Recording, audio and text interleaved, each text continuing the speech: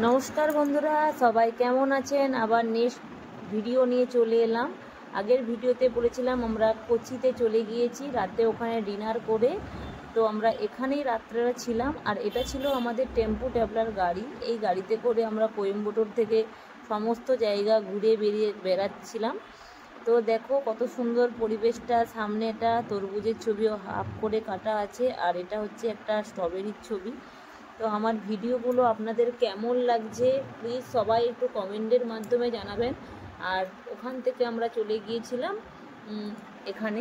তো এখানে ছিল হচ্ছে ভাস্কো দা গামা হচ্ছে চার্চ, মানে খ্রিস্টানদের চার্চ। তো ওখানে একটু ভিডিও করলাম।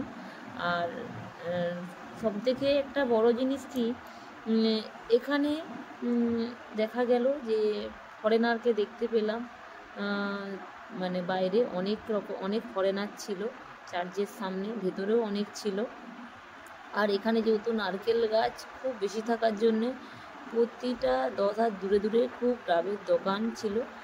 আর তারপরে চার্চের ভেতরে আমরা হচ্ছে ফোন অ্যালাউ ছিল না, তবুও কিছুটা ভিডিও করেছি। দেখো কতটা একদম শান্ত স্নিগ্ধ পরিবেশ, সবাই চুপ করে প্রে করছিল।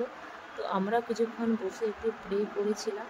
তো সেটারও ভিডিও যতটা পেরেছি নিয়েছি। তো আপনারা সবাই জানাবেন যে জায়গাগুলো আপনাদের কেমন লাগছে। তারপরেই দেখো চার্চের পাশেই একদম হচ্ছে বিচ ছিল একটা। তো বিচে আমরা সবাই চলে গিয়েছিলাম। তো বিচে যাব, ফটো না তুলবো, ভিডিও না করবো, সেটা কী করে হয়। তো বিচে গিয়ে একটু ভিডিও করলাম, সেলফি তুললাম। আর ওই দেখো দূরে দূরে কত বড় বড় জাহাজ, অনেক জাহাজ। এটা হচ্ছে কোচির হচ্ছে বন্দরের সাইডে, যেখানে জাহাজ ওঠানামা করে তারই পাশেই ছিল এটা।